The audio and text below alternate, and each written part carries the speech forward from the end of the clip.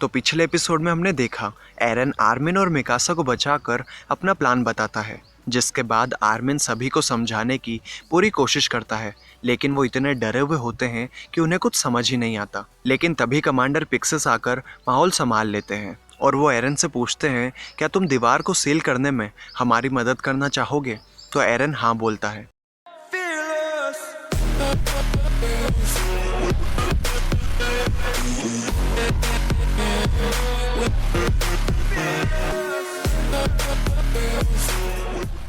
Episode की शुरुआत में दिखाया जाता है कि एरन का जवाब सुनकर कमांडर पिक्सेस उसकी हिम्मत की दाद देते हैं और फिर वो सभी सैनिकों को इकट्ठा करते हैं अपना प्लान सुनाने के लिए। फिर आर्मिन कहता है, मुझे नहीं लगता कि मेरे प्लान पर इतना यकीन करना ठीक होगा। तो एरन कहता है, मैं तुम्हारी बात से सहमत हूँ, पर कमांडर पिक्सेस ने कुछ सोच समझ कर ही ये डिसीजन लिया होगा। और जहाँ तक मुझे लगता है वो भी ये बात जानते हैं कि सिर्फ टाइटन्स ही हमारे इकलौते दुश्मन नहीं हैं। जो सुनकर आर्मिन हैरान हो जाता है। फिर कमांडर पिक्सेस कहते हैं, अब इंसानियत की किस्मत तुम्हारे कंधों पर टिकी है। जिसके बाद हमें दिखाया जाता है कि सभी इकट्ठे सैनिक आपस में बात कर रहे होते हैं, क्या हम वापस उस मौत के मंजर में जाने वाले हैं? ये तो एक सुसाइड मिशन है। फिर कोई कहता है, लेकिन शायद अब यही आखिरी रास्ता बचा हुआ है। और उन्हीं के बीच हमें डैश दिखाई देता है और वो फिर से पागलों की तरह चिल्लाकर कहता है, मुझे वापस नहीं जाना। लेकिन एक सैनिक उसकी बात सुन लेता है और कहता है, कायरो की तरह बात करना बंद करो, या तो तुम उन टाइटन से लड़ते हुए मरो या मैं अभी तुम्हें खत्म कर देता हूँ। तो डैश भी अपनी ब्लेड्स निकालते हुए कहता है, एक टाइटन का खाना बनने से तो यही अच्छा है। लेकिन तभी मार्को उसे संभालने लगता है, पर डैश की आवाज़ सभी सैनिकों को सुनाई देती है, जिससे दो लड़कियां और भी डर जाती है और आपस में कहती है, मुझे घर जाना है। तभी एक सैनिक उनसे कहता है, जोर से कहो, चिल्लाओ, हंगामा मचा दो, जिससे मैं भी इस मुसीबत से निकल सकूं। तो जीन कहता है, यहाँ से निकलकर तुम कहाँ जाओगे? तो वो सैनिक कहता है, मैं बस अपनी बेटी को देखना चाहता हूँ। फिर हमें दिखाया जाता है कि कमांडर पिक्सेस और एरन दीवार से कहीं जा रहे होते हैं और कमांडर पिक्सेस कहते हैं, कहा जाता है कि टाइटन्स के आने से पहले इंसान अलग अलग धर्म और सोच विचार के पीछे एक दूसरे का खून बहाया करते थे। उस वक्त किसी ने कहा था, अगर इंसानों से भी कोई बड़ा दुश्मन सामने आएगा तब जाकर कहीं हम सब एकजुट होकर लड़ेंगे। फिर वो एरन से पूछते हैं, तुम्हें इस बारे में क्या लगता है? तो एरन कहता है, मैं तो पहली बार ऐसी बात सुन रहा हूँ। फिर मिस्टर हेनेस की नज़र एरन पर जाती है और वो एरन को सही सलामत देखकर खुश हो जाते हैं। पर तभी एरन इशारे में उन्हें काम पर ध्यान देने को कहता है। ये देखकर मिस्टर हेनेस मन में कहते हैं, क्या वो इतना बड़ा हो गया कि मुझे मेरा काम सिखाएगा? खैर, उससे देखकर तो लगता है मिकासा और आर्मिन भी सही सलामत होंगे। लेकिन वो कमांडर के साथ क्या कर रहा है? जिसके बाद कमांडर पिक्सेस फिर से वाइन पीने लगते हैं और वो एरन से भी पूछते हैं एक घूंट लगाने को, और एरन वो वाइन ले लेता है और वो एक घूंट मुंह में लेता है और लेते से ही थूक देता है। जिसके बाद वो सभी सैनिक के पास पहुंच जाते हैं और कमांडर पिक्सेस बहुत ज़ोर से अटेंशन चिल्लाते हैं और सभी सैनिक उन्हें गौर से देखने लग जाते हैं। फिर कमांडर पिक्सेस कहते हैं, अब मैं ट्रोस्ट डिस्ट्रिक्ट को वापस हासिल करने का प्लान बताने जा रहा हूँ। हमारा मकसद होगा उस बड़े से होल को वापस सील करना और इसे मैनुअली किया जाएगा। जो सुनकर सभी हैरान हो जाते हैं। फिर कमांडर पिक्सेस कहते हैं कि अगर तुम सब ये सोच रहे हो कि ये कैसे किया जाएगा, तो अब वक्त है इस सैनिक को आप सभी से इंट्रोड्यूस करने का। ये है एरन येगर, जिसे देखकर जीन और उसके दोस्त हैरान हो जाते हैं। फिर कमांडर कहते हैं, एरन येगर हमारे एक एक्सपेरिमेंट का नतीजा है। ये एक टाइटन के शरीर को बनाकर उसे अपने मर्जी से काबू कर सकता है। तो ये अपने टाइटन फॉर्म में उस बड़े से पत्थर को लेकर गेट को सील कर देगा और तुम सबका काम होगा उसे बाकी टाइटन से बचाना। फिर हमें दिखाया जाता है कि आर्मिन कुछ सैनिकों को अपना प्लान बता रहा होता है कि टाइटन वहीं पर आते हैं जहाँ पर ज़्यादा लोग होते हैं। तो इसी चीज़ का फ़ायदा उठाकर अगर हम दीवार के पास बहुत सारे सैनिकों को इकट्ठा कर दें तो टाइटन उन्हीं की तरफ आएंगे और एरन के रास्ते में नहीं आएंगे। और जैसे ही सभी टाइटन एक जगह इकट्ठा हो जाएंगे, हम उन्हें तोपों से उड़ा देंगे। इस तरह से ज़्यादा सैनिक नहीं मारे जाएंगे, पर हमें एरन की सेफ्टी को भी ध्यान में रखना होगा। इसलिए इलाइट स्क्वाड एरन को प्रोटेक्ट करेगी। तो वो सैनिक कहता है, सुनने में तो आसान लग रहा है, हम इस प्लान में कुछ चेंजेस करके इस पर काम कर सकते हैं। तो आर्मिन कहता है, लेकिन हम बस यहाँ एक अनुमान लगा रहे हैं। अभी तो हमें यह भी नहीं पता कि एरन अपनी टाइटन फॉर्म में उस बड़े से पत्थर को उठा भी सकता है या नहीं। तो वो सैनिक कहता है, सही कहा, लेकिन कमांडर पिक्सेस का भी डिसीजन सही है। हमें ये करना ही होगा। फिर वहाँ खड़ी एक सैनिक कहती है, सही कहा, वैसे भी वक्त हमारे हाथ से निकलता जा रहा है। हमें नहीं पता और कितने टाइटन उस छेद से अंदर आने वाले हैं, लेकिन हम जितना इंतज़ार करेंगे हमारे लिए इस मिशन को पूरा करना उतना ही मुश्किल होगा। फिर हमें दिखाया जाता है कि सभी सैनिकों को कमांडर पिक्सेस की बात पर यकीन ही नहीं आ रहा होता।